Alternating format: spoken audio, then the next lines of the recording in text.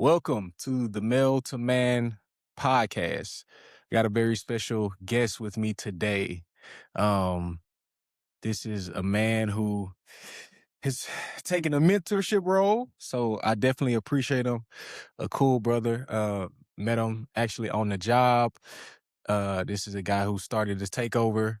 Um, it's just, a really cool, solid dude, always well respected, and a guy who has a very interesting story. I would like to introduce Mike Suggs to the Mel's Man podcast. How you doing, Mike? I'm good, man. And thank y'all for allowing me to be on the podcast. I've really been looking forward to this for the past couple of weeks. We've had a great conversation previously. Shout out to my guy, Patrick Benton, for putting us together. Good dude, real good dude. Been knowing him for a long time. So shout out to him. But thank y'all very much for having me here. I appreciate Pat and you for just, like I said, sharing your time and sharing your wisdom, man. When you talk, we got a chance to sit down and talk and learn your story, part of your story. I was like, wow, yeah, I would love love to have you on the podcast. I mean, obviously seeing you around the workhouse and stuff, everybody knew you, the legendary beard. The beard gets it.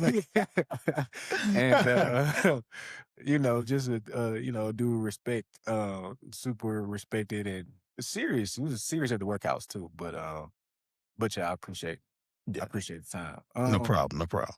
So I guess I want to start off with a question, because I want to help the man and young man. Where did you learn work ethic? So my parents, honestly, Curtis, man, I cannot remember, especially my dad, ever not going to work. I'm talking about when I was a kid.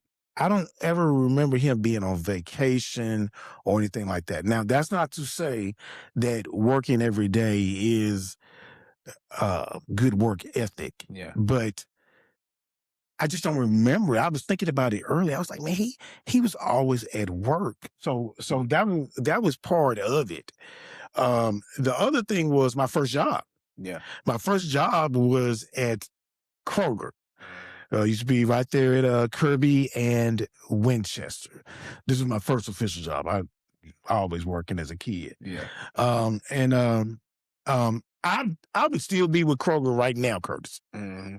Right now, because that was my dream job from the time I was 16 until I started working at the company I work for. Yeah. I messed up the whole little deal right now. I can edit it out. You get it? Okay.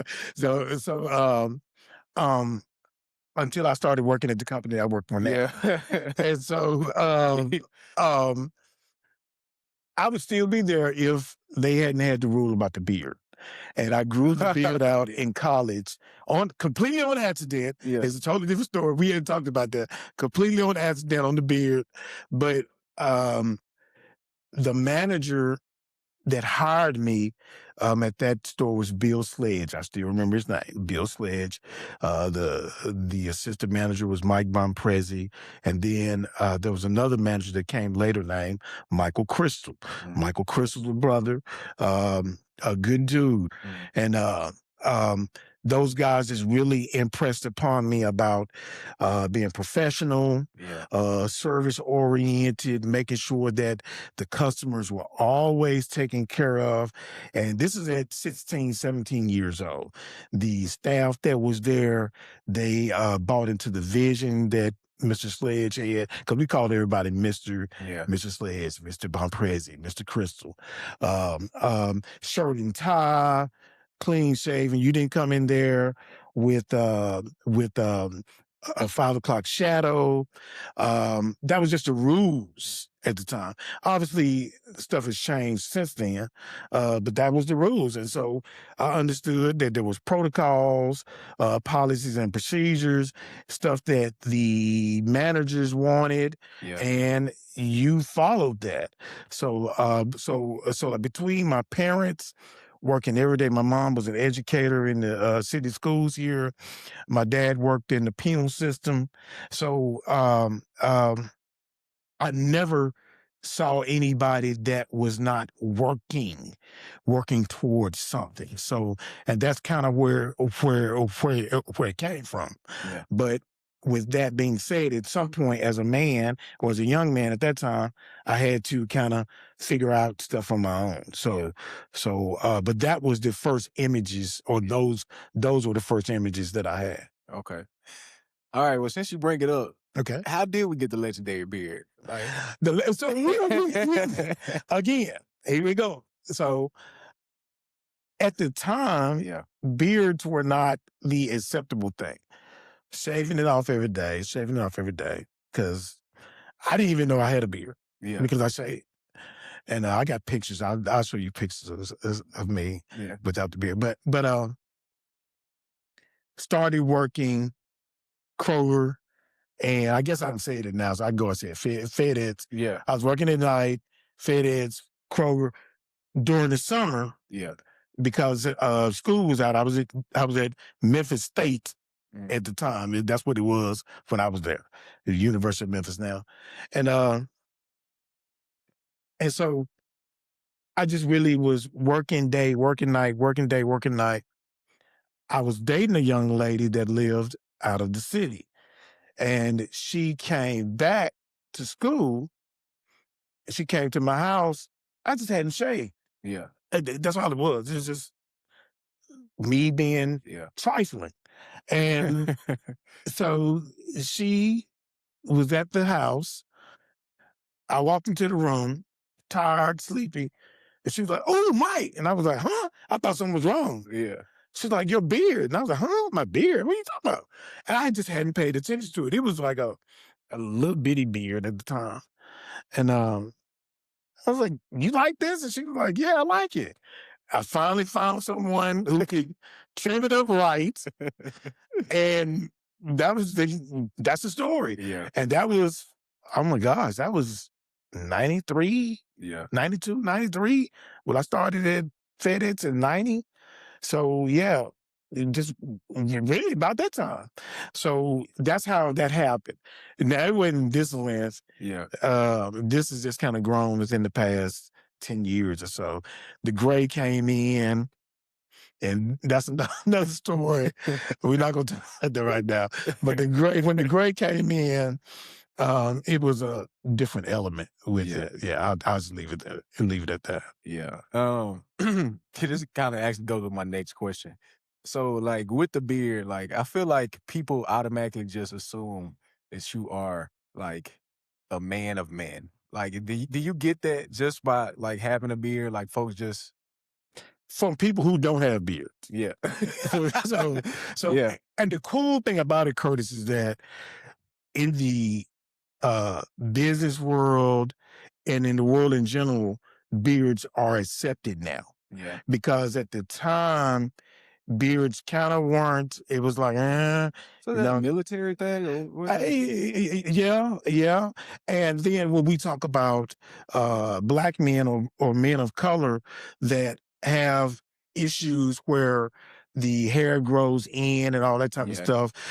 Like, for example, like in 2000 something, I'd applied for MPD. Yeah. And I really wanted to become a cop. You know, I was at FedEx at the time, but I really wanted to be a cop. And I'd emailed the recruiter, and she was like, no beards, blah, blah, blah. That's the reason why I didn't. Now I see them out there. All of them got full beards, tattoos, all that. I'm like, man, I could have done that. Yeah.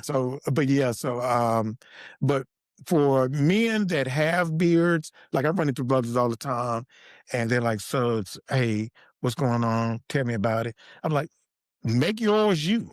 Yeah. It doesn't have to be mine. You know, if it's the goatee, work the goatee. Yeah. If it's, you got yours trimmed nice, and I like that. You know what I'm saying? Make yours you. So mine just happened to be this full beard. My dad has a full beard. Well, I mean, if I could get the Suggs, I probably would You probably, but that looks great. I mean, the way you've got it trimmed up, that looks great. And then when the gray comes in, because it's coming at some point. It's coming. We can hold off on it. It's coming. The gray, I never thought that I would embrace gray. but Yeah. I really have. And getting older, that's a blessing. That's a blessing. And I don't do anything to it. My dad, true story. So my dad, he's 87 or something long through there now. But at the time, this was years ago.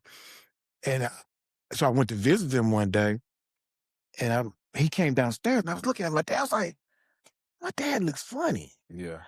And his beard was all black and shiny. Yeah. I was like, Dad, you, at the time, he was like 70. I was like, Dad, you ain't got to do that no more, man. Rock the gray, because here I am, almost all gray at that time. And he's dyeing his beard. And I'm like, no, you ain't got to do that, man. Yeah. People love the gray. Ever since then, he's been rocking the gray. So yeah. So That's funny. Okay, because I want to get into your time at the company that we weren't going to mention, but now we didn't mention it. Now we don't mention it. So before we get in that time, like for you, what are some essential things that a man must know? In general, I think that we have to understand that we are always going to be looked at as the provider, and we need to embrace that role.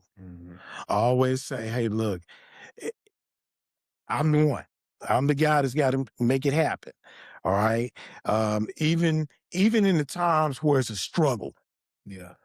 you got to say, hey, look, okay, let me figure this thing out. It's not going to work every time, Curtis. Yeah. It's not going to work every time. But at least you're putting forth the effort.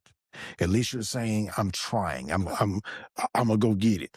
I've had moments where I thought I was going to be, I'm the man. And it didn't work. The other thing that I learned is, just because it didn't work this time, don't mean it won't work. Yeah. It just means it didn't work this time. Yeah. Let me come back to it a month later, a year later.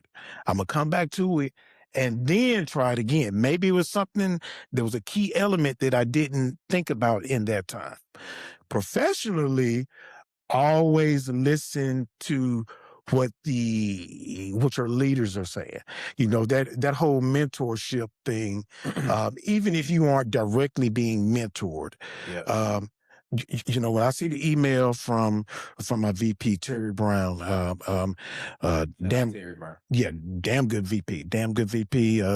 He worked his way all the way up from the ground floor all the way up, and see how that trickles down to the MDs and to my boss. And then when he conveys a message, and then when I get it, how am I going to translate it to my employees? Because obviously when I'm talking to my boss, I'm talking a different way versus when I'm talking to my employees. Yeah. I got to make sure that they understand it. Surely I can talk some management talk. They might not understand that. Let me talk to them the way they gonna understand it. So, and it's not rocket science out there. Ain't none of it rocket science.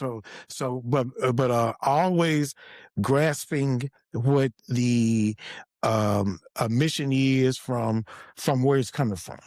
And I've had a story. And you and I have talked about it.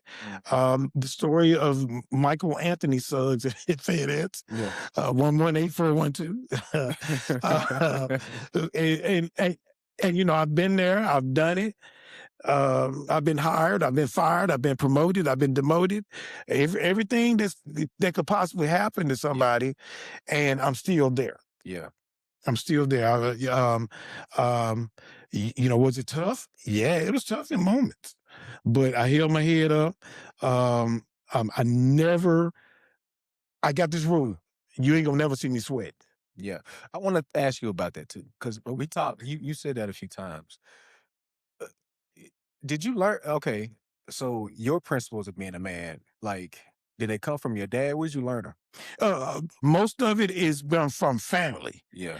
Dad, the real thing about my parents were they never really just said, Suggs, this is a man. It was always, let me see what they're doing. Yeah. And then on my mom's side, my maternal side, uncles. So 17 of them. Yeah. Oh, okay. Yeah. So keep in mind, I'm a little older than y'all. So, and my grandparents, my maternal grandparents, neither one of them had education outside of maybe third or fourth grade. Yeah. But all of the children went to high school, finished high school, and all of them went to college. Mm-hmm. And I got to see how my uncles operated along those lines. And keep in mind, all of them were educators, whether they were principals or just teachers, as well as they were all farmers too, which kind of goes back to my whole background of landscaping and things along those lines. So watching Dad, didn't really know my dad's or my paternal side of the family as well as I knew my maternal side. But watching Dad, and then watching my uncles and my aunts on because all of them worked. He was like, everybody's working. Hey, we're gonna get out here and we're gonna grow all the stuff that we want. We're going to get, and we're going to do it by grinding. So that's where it came from. Hopefully, I'm transferring that to my son and whoever else is attached to me.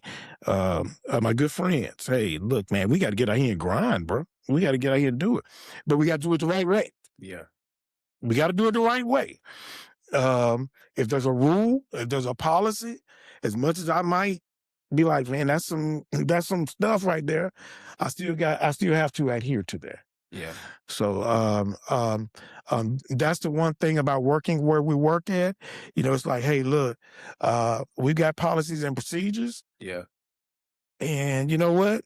I look at them sometimes, I'm like, man, golly. But guess what? Yeah. That's it. And it helps. Mm-hmm. I had a senior manager that was an attorney previously. And, he was like, he left being an attorney, said he didn't like it, started a hourly employee, worked his way out well. And he would give us tidbits. Don't do this. Don't do that. From a legal perspective, you don't want to ever put yourself in this position. Some of the stuff is common sense, but some stuff was stuff that oh wow, okay, I never thought about that. So that helped out a lot. Again, when I have a boss, and at this point, back in management, 10 years, I've had about 8 senior managers. Yeah. I'm coming in the same way. I'm doing the same stuff, but whatever it is that they want, because each one of them got something different that's going to be from the other one. Hey, I'm going to adjust to them. Yeah. It's not about if I like them or not. Mm-hmm. It's what they tell me. I'm going with it. Yeah. Okay. So, well, speaking of FedEx. Okay. Yeah, FedEx. Speaking of the company. So hold on, Curtis. I was going to, just to tell everybody here, I'd always told Curtis that I didn't want to say FedEx. So that's why we keep saying it. But then I'll let somebody say FedEx. So we always got the cat's out the bag. Yeah. But I'll try my best to edit it out. Not Curtis, is me. So, okay. What a lot of people might not know, and for my Memphis audience, because I feel like everybody does their stint, whether it be long time or short time at FedEx. So you gave your employee number, and you have a low digit employee number. So you started at FedEx in 97? No, 1990. 1990. Okay. Yeah. So you started in 90. It's not a whole lot of people out there still that started at 90. What has your journey been like with the company? It's been highs and lows. Yeah. Highs and lows, and I'm not going to sit here and sugarcoat it. Again, I've said it. I've been hired, fired, promoted, demoted. I done signed paperwork, everything, and I'm still here. I mean, I plan on being here. Yeah. I mean, I don't plan on going anywhere. Somebody asked me the other night, I was at the gate, and one of the guys I know that's on the pushback team, he's like, Suggs, how many more years you got? I was like, man, look, I feel good. Mm-hmm. Arthritis, a little bit right here in my wrist, Yeah. but I feel good. I feel like I can go as long as I can go. But the situations that I've been in have been situations that I made, and I had to just deal with them. Yeah. The outcomes of some of them, did I agree with them? No, I didn't. Not some of them. But that was what it was. And, you know, eh, when you sit back and you look back at it, and I tell my employees now, when I look back at it, it's probably some stuff that I could have done differently. And, as a man, this is we're talking about, especially focusing in on men, you know, as a man, there's some stuff that I could have done differently that probably would have helped me out, Yeah. but, you know, I took the L, but I bounced back. Yeah. So, hey, I might have been down at this moment, but, you know, I'm still climbing. I'm Yeah. still climbing. So even though I might have considered myself being at this level, I got knocked down. Guess what? I didn't stay down. Yeah. So can I ask you, Yeah. your first, because you said you've been through every situation. Mhm. Because obviously I have a story too. What your first I would say stint or start of your career um at the company,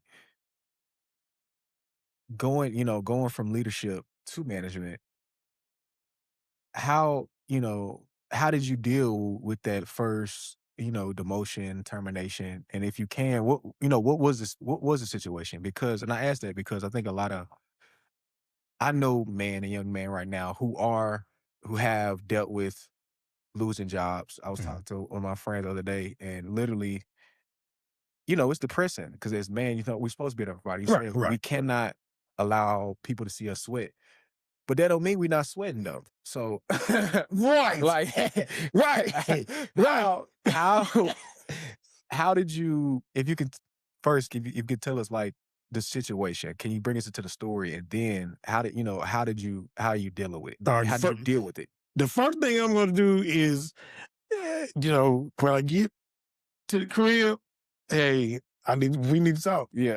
Because I was married at the time, y'all. I was married Yeah. at the time. We need to talk. And I laid it out. And, she was supportive at the time. And Before that, like, okay.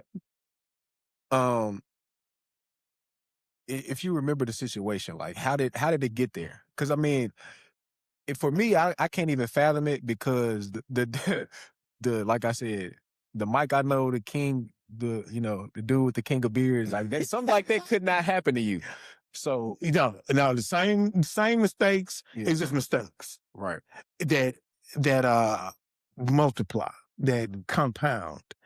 And you're thinking, okay, I'll be okay. I'll be okay. And then all it takes is just for one more little thing yeah, to pop off, and you're in that spot. yeah, And um, just a simple one thing that went wrong with somebody else that I didn't catch, mhm, because part of my job was to catch the mistake. Get all kind of stuff in place to catch mistakes.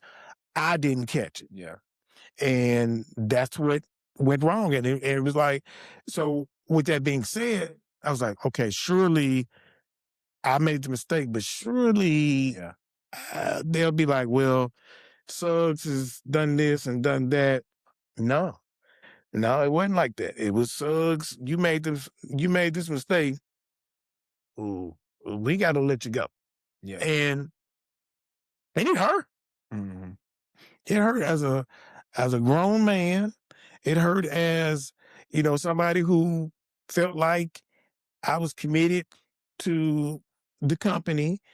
Um, I didn't feel like I received that back Yeah. at the time. Um, um, and then so it's like, okay, I'm dealing with that side here, Mhm. but I got to go home and talk.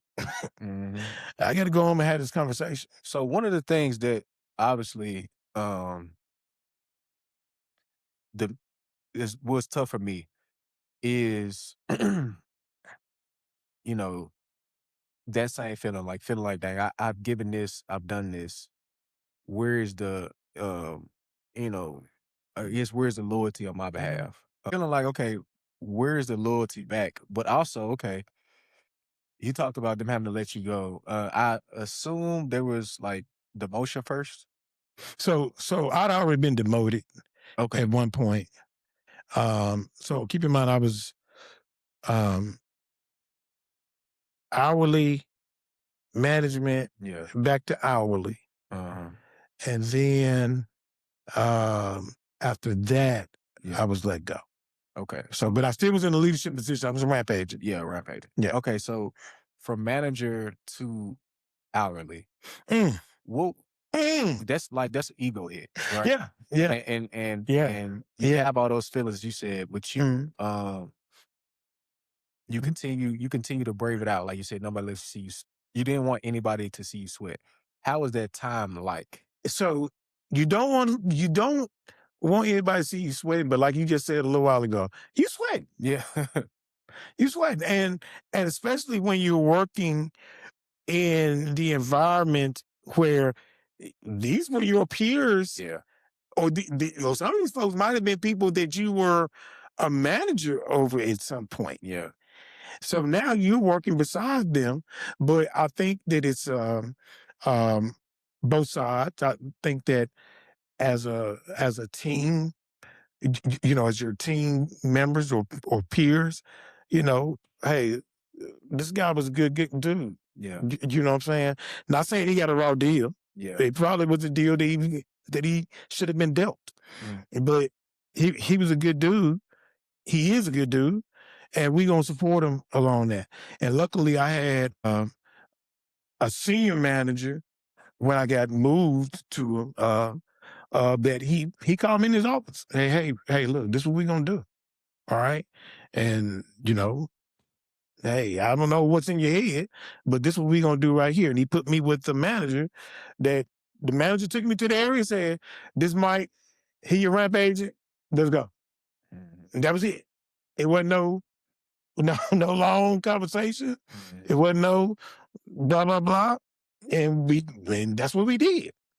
And but again, I was sweating. Yeah. And I might have had the headband on to keep it from running down in my eyes or something like that. But I was sweating. But after a while, once I got with the team, you know, and they knew my work ethic. Yeah. They knew everything. So, it's like, hey, they treated me no different than anybody else. And I didn't come in acting like Yeah. I was different than anybody. Hey, because my whole experience out there has always been, hey, all I'm concerned about is let's get these packages, let's get these customers taken care of. Whatever it is that we got to do. If I got to roll my sleeves up, if I got to jump in here and jump on Tug, I was on Tug last night. Just whatever it is we got to do to get it done. So, um, that didn't bother me at all along the lines of the work. But up here, oh yeah, What oh was yeah. what was it like? Because for me, oh man, this is vulnerable. All right, for me, it's tough going in. Like I had a really good relationship with my team, so it's tough going in and having to like now being peers with them, Mhm. have to explain to them what happened. answering the questions. What was that like? That was one of the hardest parts for me. What was that like going in and seeing your old team? Yeah. Now you're working alongside them. Well, I think the other side is not me, Mhm. is them. Yeah. It's like, again, it's like, hey, regardless of what might have happened, we know that Suggs was a good Mhm. dude. All right. We ain't gonna put manager, we ain't gonna Yeah. put rampaging, team leader, handler, checker. So he was a good dude. He is a good dude. So having that support system from them saying, hey, look, and then, it helps out when you got somebody that says, hey, Suggs, this ain't nothing but a step for a stepper. Yeah. And I'm talking about somebody that was above you. Mhm. Deal with it, bounce back. Yeah. So when you got that right there in the back of your mind, it's cool. Now that's the work side. Mhm. But the personal side is where you really got to do some, Yeah. and I ain't even talking about at my own personal house. I got to go to my mom and dad and tell them. Yeah. We ain't get there yet. Yeah. It's like, what the hell somebody was talking about? Because they gonna always be your toughest critics, Yeah. even though they criticizing you with love. Mhm. So it's like, hey, Mike, what you doing? What you doing? So yeah. The biggest thing for me was it wasn't the external, Yeah. it was always the internal. It was, can I make sure that my family, my personal family is taken care of? Yeah. My wife. Mhm. I think Langston came. That's my son. Langston came a little later after the first thing. Can I make sure that, I've got a nice um setup for him. Mhm. So and then you get another blow. Yeah. And this blow comes. And you like, okay, how do you deal with this? So Yeah. Whew. it's a lot. It's like being in management. Um, it does make you think because like we got real family like going on. Like when my situation happened, like I had just gotten just got married like a month or two before. Like you said, you just had a kid. Um, a- and it's almost like if these situations would have happened with just us, it's a little different. Yeah, right. But the family makes it so makes it a little tougher. Um, but for you, okay, you go to rampaging, and then, like you said, the next blow comes and termination. Mm. What going home? Like, what is that conversation? Because you had a conversation about the demotion. What is the conversation going home with your wife like about? Hey, I just lost my job. She actually dealt with it better than I was expecting at the time. I think she knew that I would get out there and start grinding. Yeah. And that's what I did. I mean, it was just whatever I could do to. Hey, here's the crazy thing, and I looked at the W-2s from the year previously to the year that all this stuff happened, and really the household income didn't. It wasn't that much of a difference in the household income. Yeah. She had made some moves on her profession. She was an educator. Um, um, I was like the ground, Curtis. Mm. I'm talking about whatever I could do. I took a job at another transportation company. Um, I ended up doing some work at a beverage distributor at some point. Mm. Um, I had to do what I had to do. But the conversation was, look, this is what happened. Yeah. And I wanted to make sure that that she heard it from me. Yeah. Because, and even though at that time we didn't have social media and we didn't have all that type of stuff, the street's still tall. Yeah. Right. I want you to hear it from me. Yeah. So if you hear anything, you always be like, yes, well, Suggs told me that.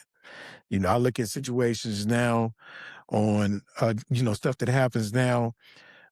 We can look at situation with the Mike Vrabel and I hate to, and all that type of stuff. It's like, you need to hear this from me. Yeah. I don't want you to hear it from TMZ. I don't want you to hear from Page Six. I don't want you to hear from your girls in the group chat. I want you to hear from me. And so that's what I did. And she took it well Mm.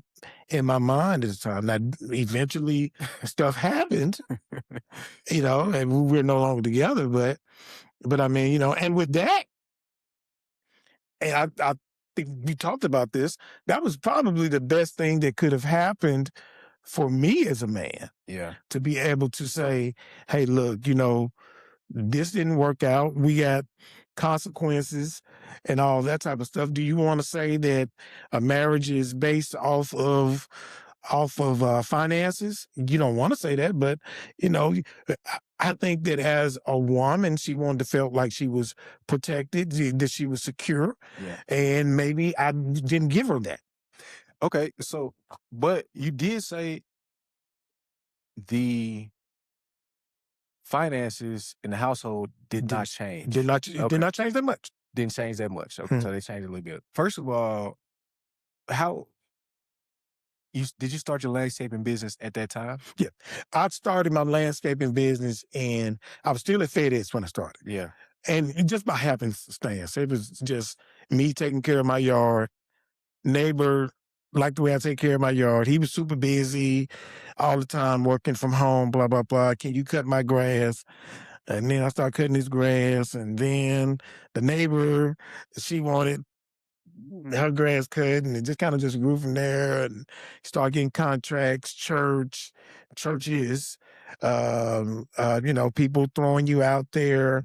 And I still do it now. That's how everything kind of kept going. So in the midst of you losing your job at FedEx, you start this up. Jehovah Jireh. Yeah. And seriously, I mean, it was like, one thing went away and this one just took off. Yeah. And, so anything that I needed to take care of, Yeah. I was able to do it. Was it easy? No, it was not. But, I can remember getting behind on stuff and you out there, hey, look, I got to take care of this. I got, this insurance on this Land Cruiser. I got to take care of that. So let me make sure that's taken care of. And true story, y'all. True story. And I don't think my ex-wife knows this. Okay. So she's getting ready to, Okay. if she sees this, she will know. I was behind on the insurance. Yeah. The vehicle insurance. And when she got her, was it her master's? She had gotten her master's. And she wanted a Land Cruiser. Yeah. And so at the time still it fitted. Mm-hmm. And okay, we're gonna get you a Land Cruiser. Found one, got it. Lose my job. Stuff happens crazy, Yeah. right? Still got the Land Cruiser. I still got to take care of stuff, right? Cool. I'd gotten behind on the insurance. Grinding. I'm talking about straight out the grind. Paid the insurance. Cool. It couldn't have been a week later, Curtis. Yeah. Somebody hits total out. Yeah. And I'm thinking in the back of my mind, oh my gosh, if I hadn't paid that. Insurance, yeah. You know what I'm saying? So that was God. So, okay, obviously God is working in your soul. Yeah. He is in the midst of all that. Okay. All that. I want to ask you, so in this time, you go from ego punch to demotion to losing your job. Mhm. And initially your ex-wife takes it well.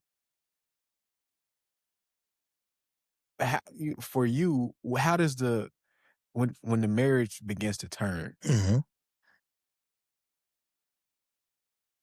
first of all, why, if you can tell me, and then like mentally, what are you going through? Because now you grinding, grinding, grinding for your family, but and now that starts to go. Well, obviously y'all finna separate. So Mhm. how do you your motivation to keep all to keep going out? So, all right, so just a disclaimer, 3 sides of the story. Yeah, yeah. My side, her side, Uh, and somewhere in the middle of all that mm, is, I guess, the truth. hmm. So my side of it was, I don't know. I was out here doing my thing. Maybe I was not being the old Mike Suggs. Maybe I was not being the attentive brother. Maybe I was not being, maybe my focus was, I gotta grind, I gotta grind, I gotta grind, I gotta grind. And I was not giving her enough. Yeah. Maybe that's what it was. But to be honest with you, I don't know. Uh, um, all I know is one day, get to the crib and, gotta go, you gotta go, you gotta go. And I took it well.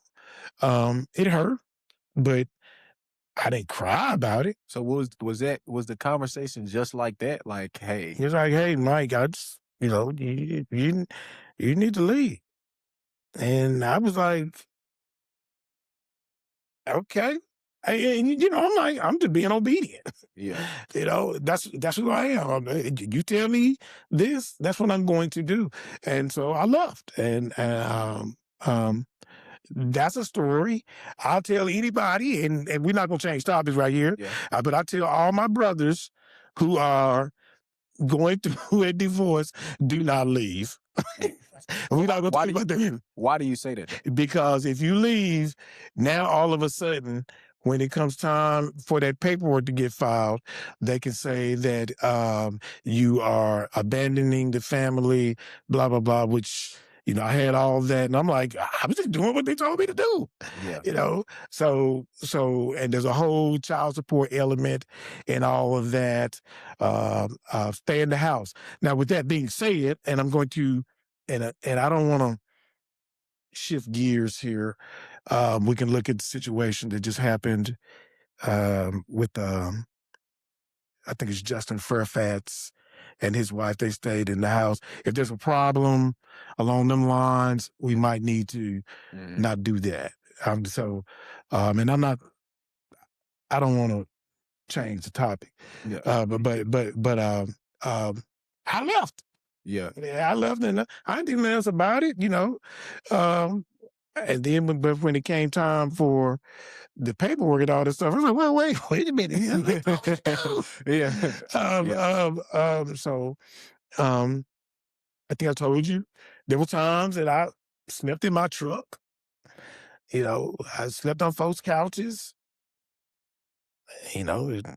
It was what it was. I had to do what I had to do. Fraternity brothers, hey, I need to crash for a minute. yeah, You know, Mm, let me crash. Uh, then sometimes I just sleep in the back of the truck. I had a Bronco. I had a big old OJ Bronco, but it's bigger than his. It's bigger than I had the big job.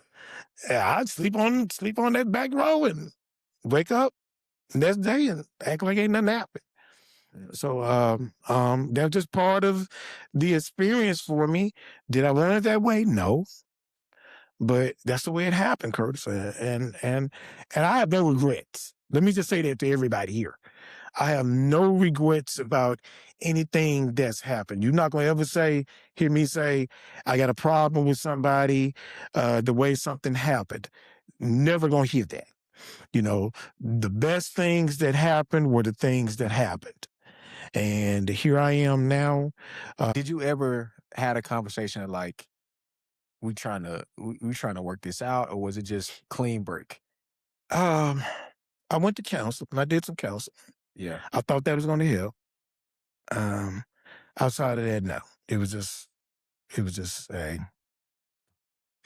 And gotta I go. asked that because um I know another good brother who is going through a similar situation in Mhm, the point of like wife is leaving. mhm. I went viral recently with my mom's story about um, her leaving my stepdad and so divorce is hard and marriage is hard. I guess my question for you is like for the brothers who because I've you seem like a brother who you didn't I'm the type of guy who I need to know why. You seem like you didn't have to care to know why, but a lot of brothers do need to know why. How did you deal with I guess not knowing why or in dating, like how did you deal with because in a sense you were abandoned. How did you deal with that abandonment? Because it wasn't gonna change anything. Okay. It me knowing why was not going to change the fact that we were getting a divorce or we were going about our separate ways. Now, maybe me knowing why would help later on in life, Yeah. but at that moment, me knowing why, I mean, it wasn't going to change that situation. It Yeah. wasn't. So, hey, okay, we're not going to be together anymore. Let me figure out what I'm going to do. And, for years, so that was 2000 and I think we finalized the divorce in '06, if I'm correct. Mhm. So, for years, I was just this dude out here working. Mhm. That's it. It wasn't no social life, no anything. It was just work, making sure, you know, child support. That's that's a whole other story. We don't leave that one out of there, but the child support. You got to pay your child support. Yeah. Let me just say it like that. You don't pay your child support, there are consequences. Yeah. So I'll leave it at that. Um, and then here's what happened that kind of put me back on track Okay. as Michael Anthony Suggs. Yeah. All right. Here's what put me back on track, y'all. So me, a couple of my partners, we going to Dallas for one of my line brothers' birthday. Mhm. And on the way back, hey man, you need to get on social media. I don't be on no social media. I ain't worried about no damn social media. Yeah. That ain't my thing. Talked me into it. I got on social media and all of the people I'd that I was disconnected with during that time, I reconnected with them. Mm. And it wasn't because I was trying to be cool or anything like that. I just realized that I've been missing out Yeah. on a lot of friendships, relationships, things to do. Mhm. And that kind of got me, hey, look, this ain't so bad. I just got to just figure out how to do it. And that's how I got into the social media, the takeover, Yeah. which was completely unplanned. And if y'all know my story, that was not anything. I was just trying to, Yeah. show people how to have a good time. And it just kind of blew up from there. But yeah, so that's kind of what happened. It just all about habits. Everything happens for a reason. Everything happens for a reason. So when we talk about your rebuild, is landscaping taking off? Have you joined back at FedEx at this time? Yeah, so What's going on career so wise? I still do landscaping, not like I was doing it at one point. I got tired and I was like, man, I can't do all this stuff. Because I got back at FedEx. I got back at FedEx in '04. '07. Oh, seven. Yeah, I was like, man, I need to get back out there. Yeah. I just felt it. Just felt it. Called one of my partners and he was like, do this, talk to this person. I'm not gonna say no names here. But it's good to know people. Yeah. Let me just say that right now. It's good to have connections. And, it got back out there and stuff started moving. And it started moving, I think, to my personal benefit. I think that And I would hope that I'm not saying anything out of order. I think that the company has benefited. And the crazy thing about the landscaping was I was still doing it. Any job I could find, I was taking it. And then I got tired. Yeah. I said, man, and I went on social media. I'm not doing it no more. I'm not doing it no more. And one of my partners, this is my guy, Walter Brown. Walter Brown. He hit me up, and he works at FedEx, and he's like, "Son, man, I need you. Come on, man, just do this one thing for me. I just need some landscaping done. You the man to do it." I was like, "All right, man, I'll do it for you, man." And then he posted pics on social media, and he just went back. I was like, It went back crazy. I was like, oh my gosh. So, but with that being said, Curtis, I got this rule. I tell my son this all the time. When the money's there, you got to take it. Yeah. So did that time change you? Mhm. That time, like, because that's a lot of turmoil at one time for a man, um, essentially losing his job, career, and Mhm. family. You in grind mode, you get hit with the trials. Did that time change you? Yeah, yeah. It made me better. Yeah. I'm talking about completely better. Um, um, it made me better as a man, as it relates to my personal relationships. Um, Now, when it comes to the dating portion of it, um, probably, I'm not gonna say it hadn't helped that part because my focus now is just grinding. Yeah.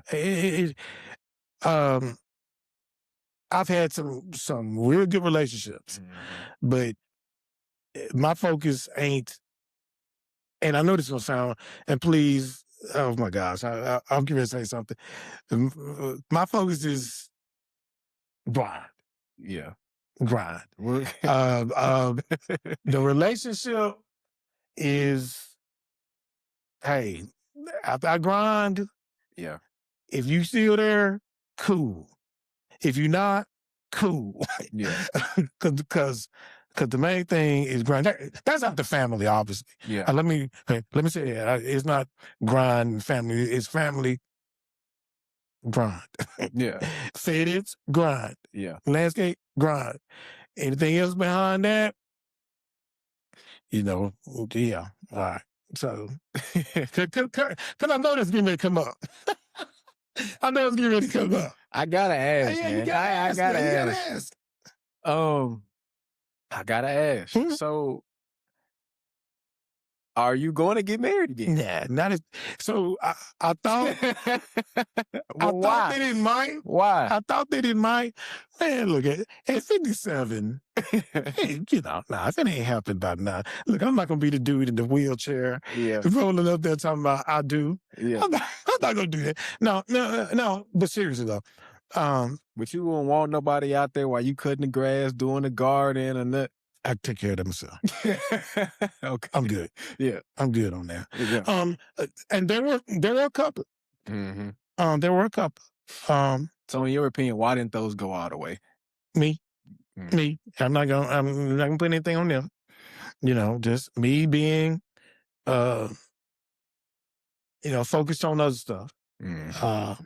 So there's not anything that they I don't Mike Suggs don't say now you ain't gonna never hear me say nothing bad about nobody else. It's all about me, the stuff that I wanted to do or didn't do correctly. So but no hatred toward anybody. Yeah. Matter of fact, one of them, we still super cool to this day. Mm-hmm. But it just didn't work. So let me ask you this. You go back in 07. Mhm. For me, because I've shared it on the podcast, but it's a little different in sitting you here, so it brings up some stuff. Obviously, I had not obviously, but I had a lot of ups and downs at the company. I still think it's a great company because it helped me a whole lot. How did your second time there? How did you get past like what happened at your first stint, and then how did you grow and build to back to where you are now? I didn't get past the first one. I kept it right there. Yeah. All right. I kept it right there because what I didn't want to do is do the same thing I did the first time. But with that being said, I still made some mistakes. Yeah. So especially getting back into management, man, that first 6 to 8 months, I was getting my butt kicked every night. It was something. And I finally realized it wasn't because of my effort. It wasn't because of my it was just stuff was happening. Yeah. And I had to learn how to maneuver through it. Mhm. I had to learn how to manage it. Okay. And even now, like with the newer people that come on board, hey, that happened last night, bro. Yeah. Brand new night. Mhm. Just whatever happened last night, don't let it happen again tonight. Yeah. But I'll tell anybody, especially over there where we were at, Mhm. Yeah. man, I was getting my butt kicked all the time. Mhm. Naming lights every night. I ain't talking about good lights, but everybody goes through that. Everybody goes through that. I don't care how you go through the door thinking you're gonna be super person. Um, um, you got to build a team. Mhm. You got to get people to buy into what you believe in. And hopefully what you believe in is what your boss, his boss, is what the company is. You're in alignment with what the company wants. I would shout the company out on that. They are a place where you can get a second chance. Yeah. Mhm. They are a place where you can get a second chance. So like for men like in their careers who may have lost a job, have money problems, like you said, having to hustle and grind and just figure it out, rely on God. What is your advice to them in making it through that season? And just being in that season. Don't quit. Don't quit. And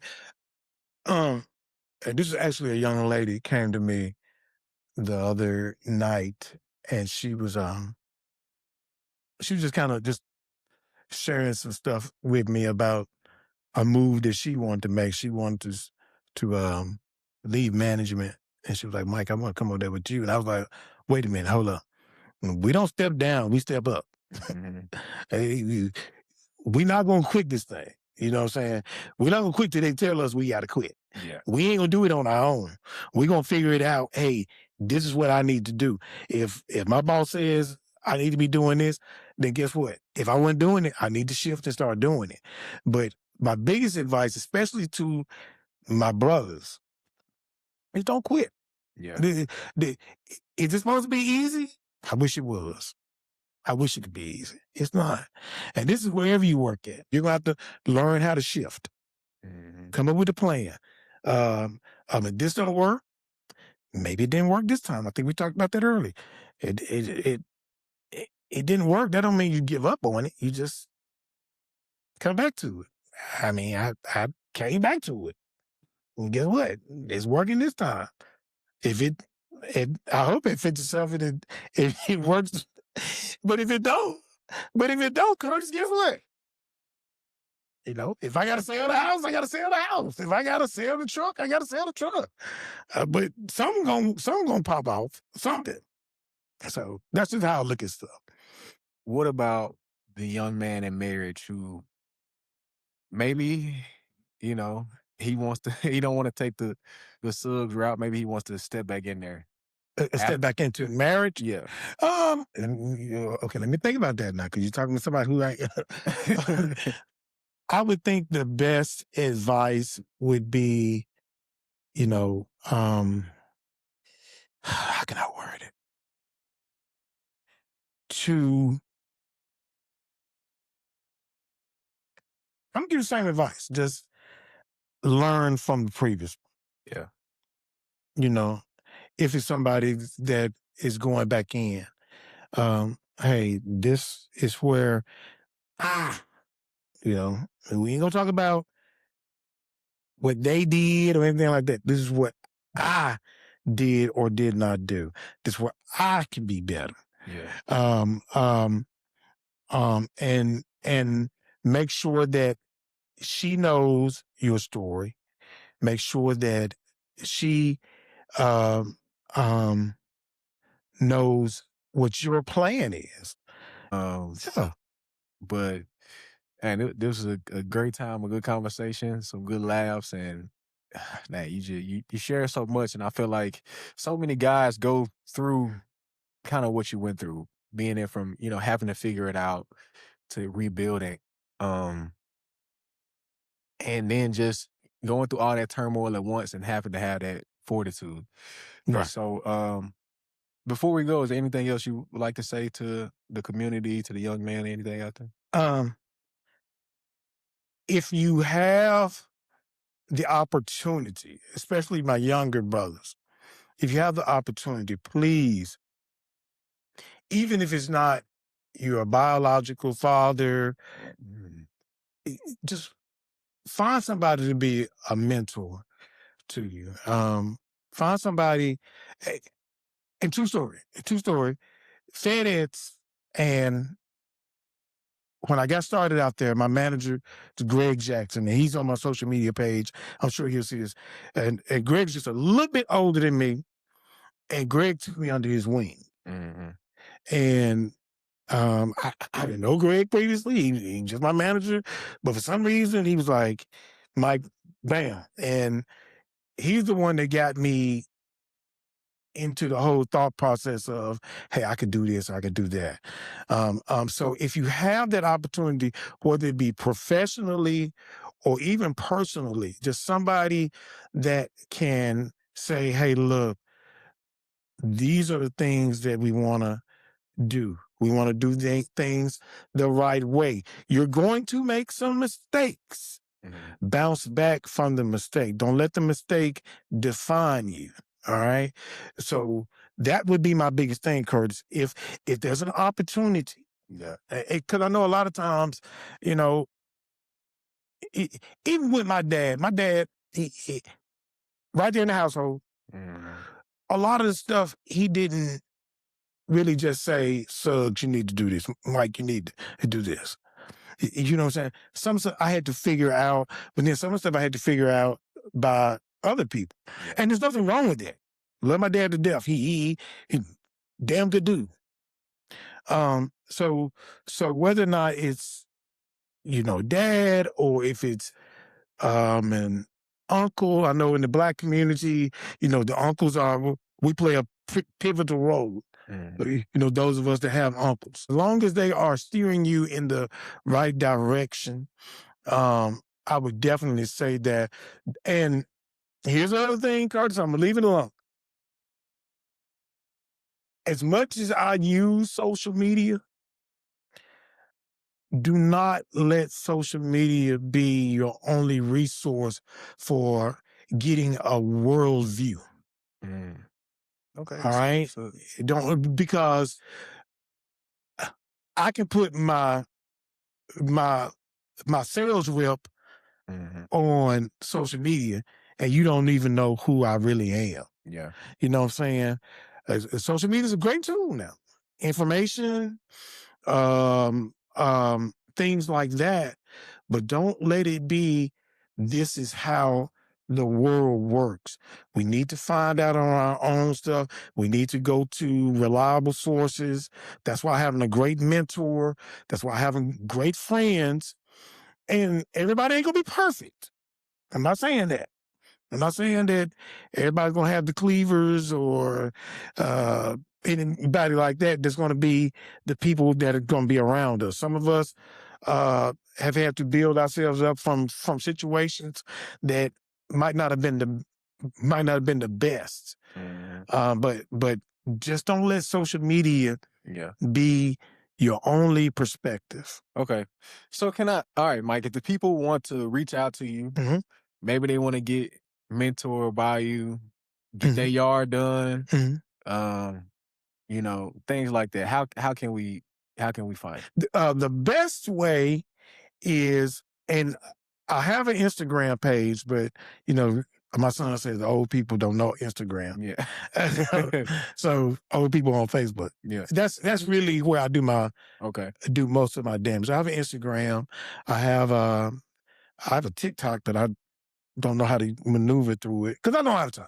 I don't have time to play around with that type of stuff. Mm-hmm. But because I've been on Facebook for so long, I figured it out. So Facebook is a great way to do it, or just hit me up. I mean, I'm in the white pages. I mean, you can just easily just type in Michael Suggs and find out. Text message, if you're going to use the phone, text message is the best because most time I'm working or I'm working today, working at night. Find a few moments to sleep. I don't really sleep that well, or sleep that much. And then, but Facebook really is the place. Yeah. And then you're not going to be able to miss me because it's the big beard. Yeah. It's a big, great beard. So, but yeah, but you can inbox me, send me a friend request, follow me. Yeah, I do well on social media. But it's not my only, again, Yes.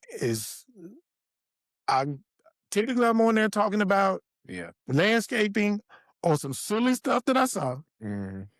I'm not going to get political. I'm not going to get personal. And the only thing that I'm going to talk about professionally is going to be pretty much the wins. Yeah. The L's that we take, I'm not going to, because we take L's. I'm not going to get too much on there. Okay.